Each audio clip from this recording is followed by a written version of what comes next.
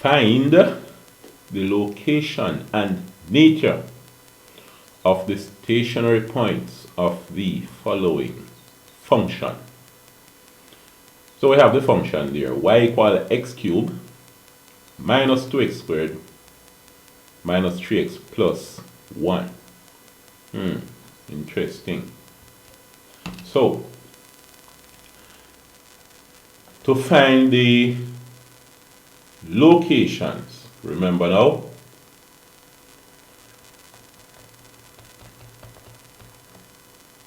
what you're going to have to do is find out where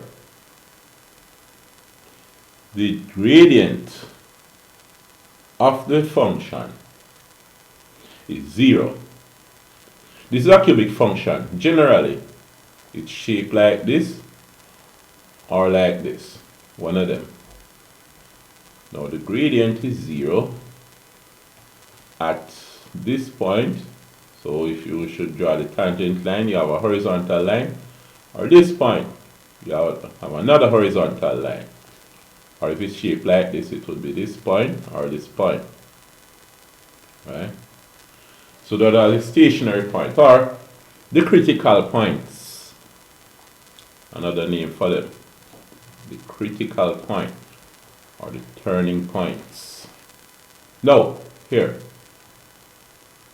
You find the gradient function. In this case, the gradient function, you're looking at the rate of change of y with respect to x, dy by dx. The derivative of y with respect to x. How is y changing as x changes? So remember, the power rule, you multiply by the power 3 times this. So it's 3 multiplied by x to the power of 3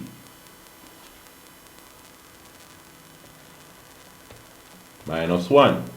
You remember that? Minus, you have 2 times 2 times 2x to the power of, I reduce the old power by 1 to get the new power,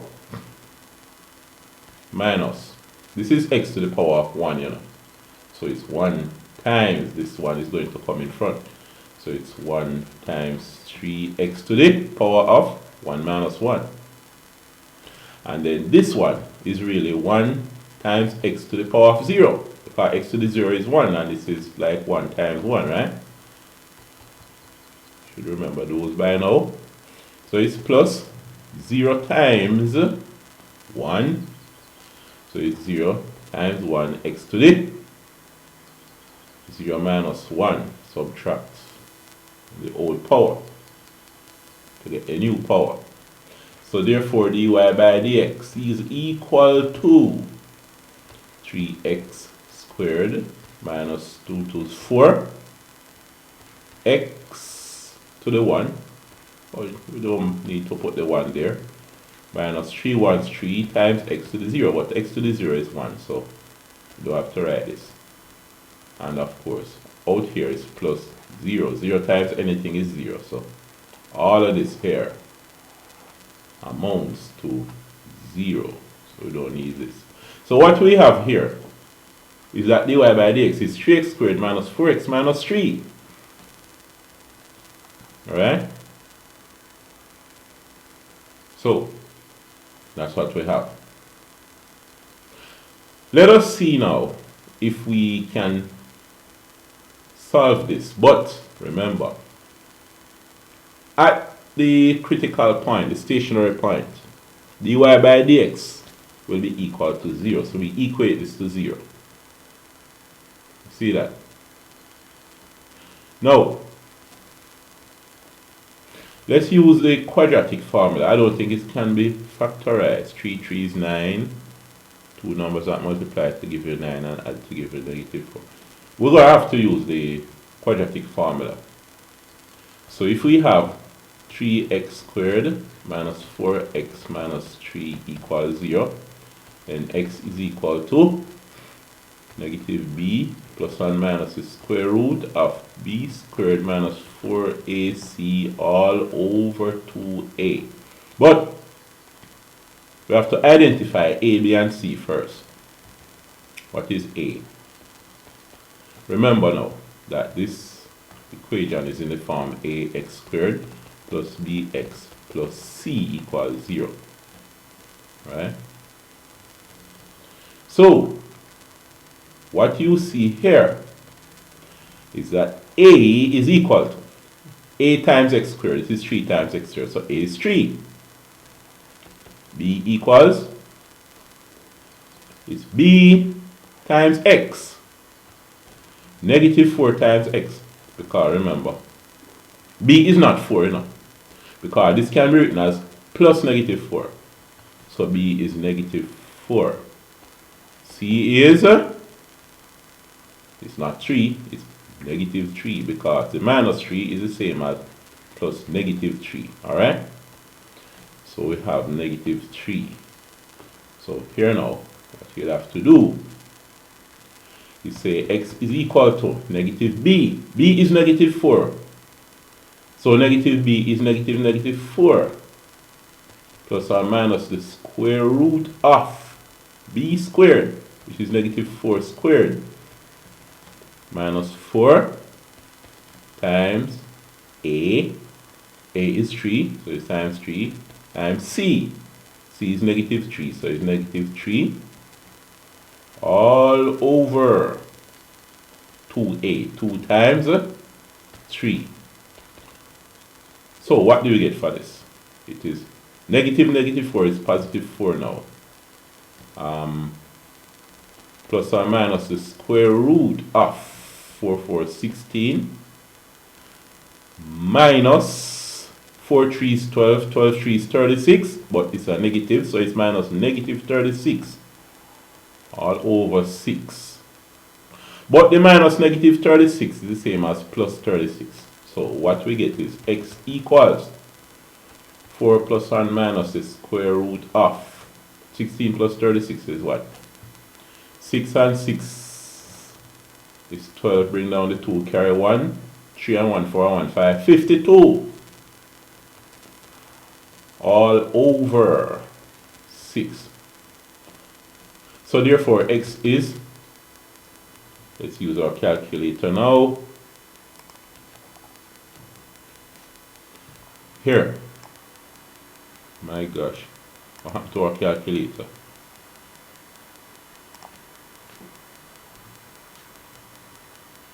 Let's get back our calculator. Our calculator had disappeared.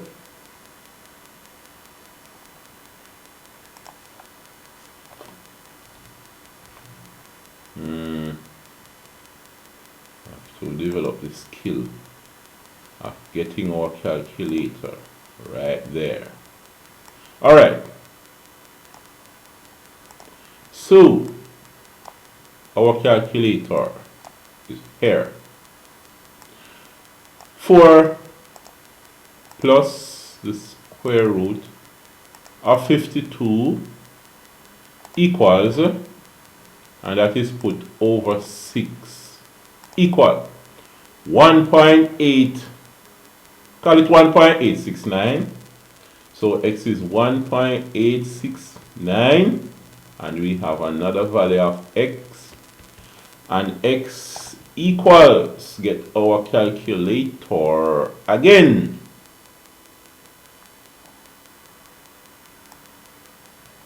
So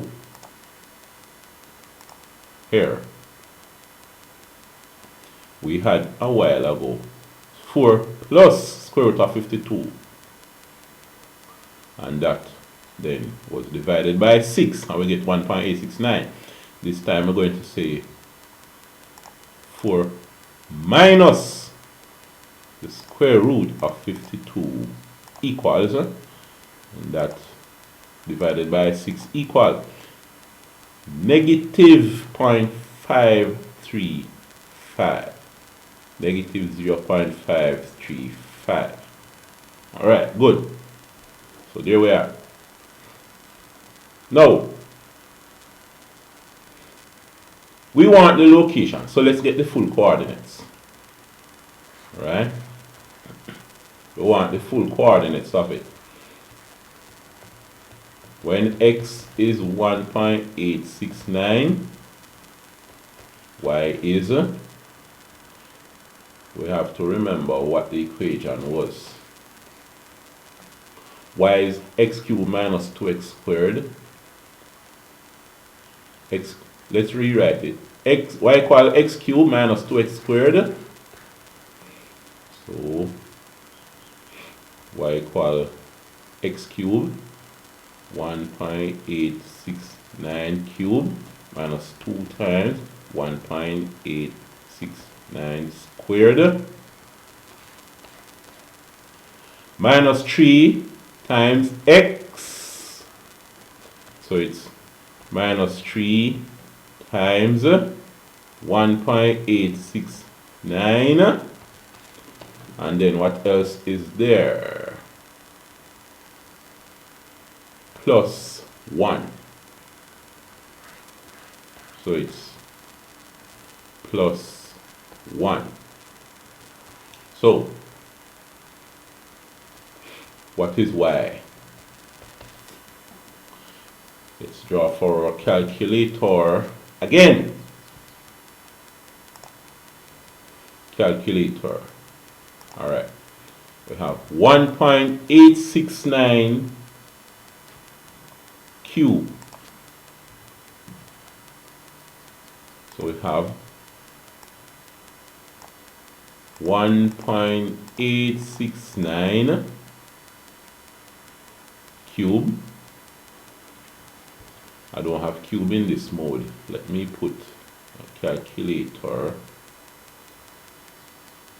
Alright, let me expand my calculator to get the cube.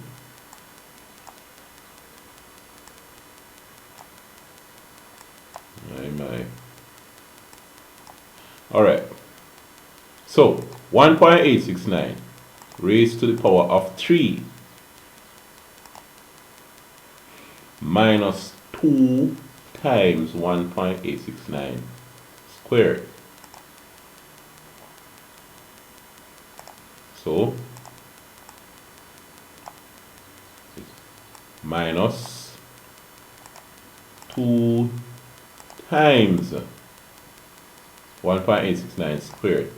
1.869 squared. Nice.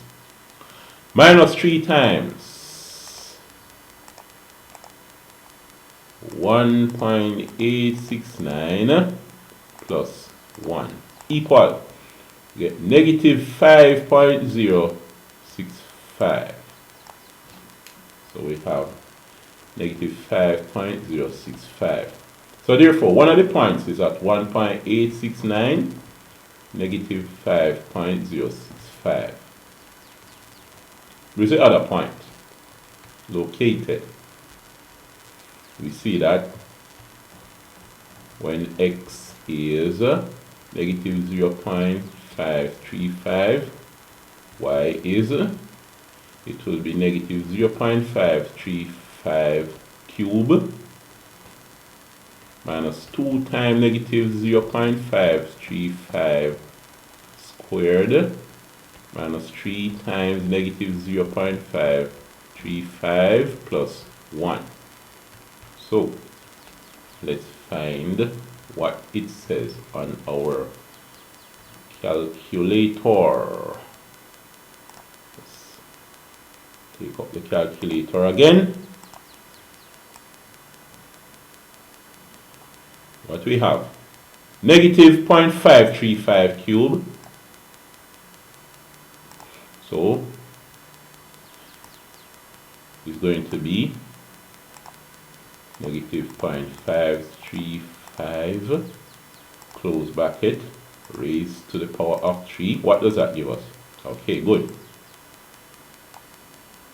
Minus 2 times open bracket negative 0.535 close bracket, squared equals, alright, minus 3 times open bracket, negative 0.535, close bracket, equals, that's what we get so far, plus 1 equals, and we have 1.879. So y equals 1.879.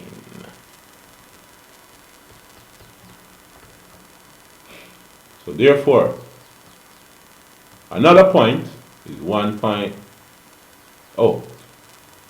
another point is negative 0.535, comma 1.879. Good. So we have the two locations where the stationary points are. Now, the thing is, we need to find the nature of the stationary points. It says the nature. Now, as for the nature of the stationary points, we can do that by finding the second derivative. D squared y by dx squared equals. Now remember, when you put in x for the stationary point, if you work out the second derivative to be positive, then it's a minimum point. Negative is a maximum point. Let's see what happens. D squared by dx squared. That means you're going to differentiate 3x squared minus 4x minus 3. So it's going to be d by it's going to be d by dx of 3x squared minus 4x minus 3. Because you got the 3x squared minus 4x minus 3 from the first derivative, and then you do it again to get the second derivative. So what you get is 3 to 6x minus 4. Alright. Now, at the point 1.869 negative 5.065, x is 1.869. What do you get for d squared y by dx squared? You substitute it here. 6 times 1.869 minus 4 is equal to, let's see what you're going to get for that. 6 times 1.869 minus 4 equals 7.214. It's 7.214. The fact that it is positive suggests that it is a minimum point. It's a point like this. And then, what happens to the point negative 0.535, negative 0.535, negative 0.535, 1.879. Remember, we have the coordinates for x and y, but it's only the x we're going to use because it says 6x. So what we have is that d squared y by dx squared equals what? It's going to be 6 times negative 0.535 minus 4. We can see it's going to be a negative, but let's still find out what this value really and truly is. 6 times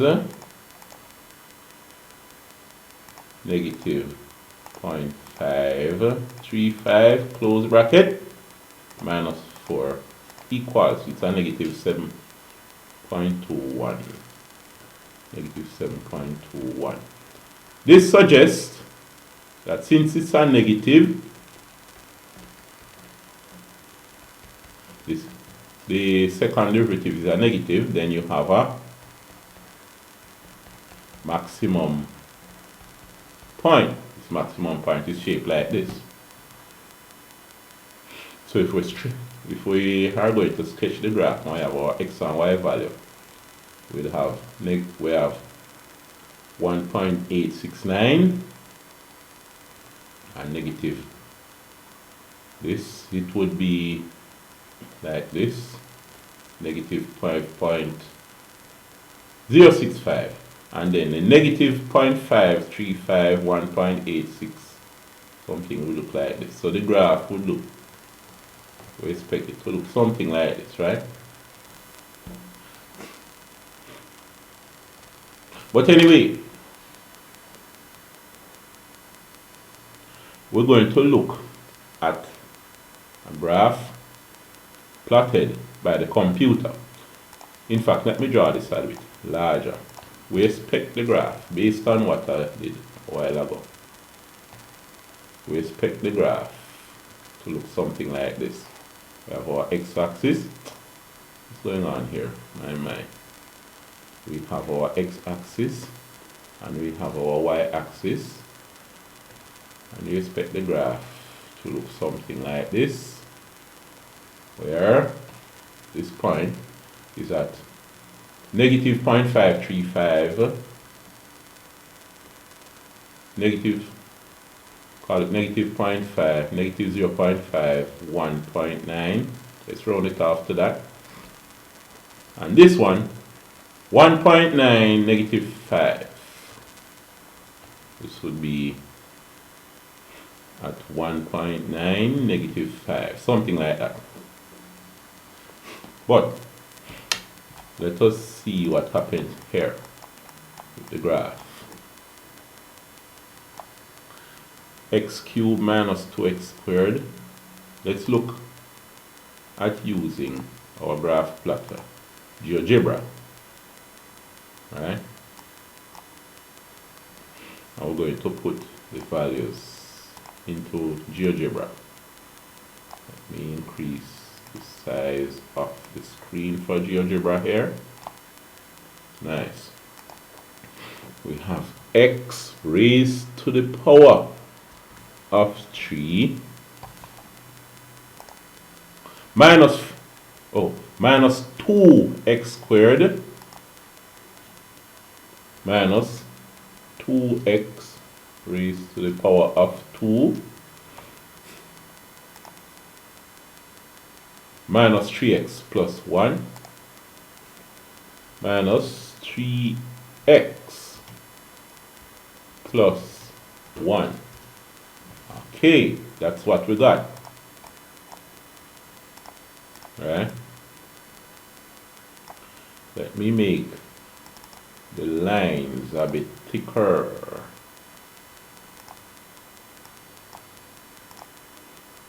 And I want to show the label on it. Good. So, this is at negative 0.5 something and close to 2. So let's see if we were right. So it's negative 0.5, 1.879. That's one of them. So this is one stationary point. And then the other stationary point that we found was 1.8 something. Call it close to 2 and negative 5. Let's see. Close to 2 and negative 5. Good. What about the nature of the stationary points? Were those correct? Alright, so positive. The one on the left was a positive. The one on the right was, the one on the left was a maximum. The one on the right was a minimum point. So you see, we're correct in terms of the nature because it's a similar shape to what we sketched there. Alright? Now, as for the reasons why the stationary points is a maximum when we have a positive, not a negative, and a minimum when we have a positive.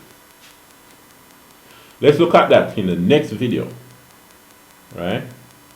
How we can remember whether the point is a maximum or a minimum from the second derivative. So I will see you in the next video.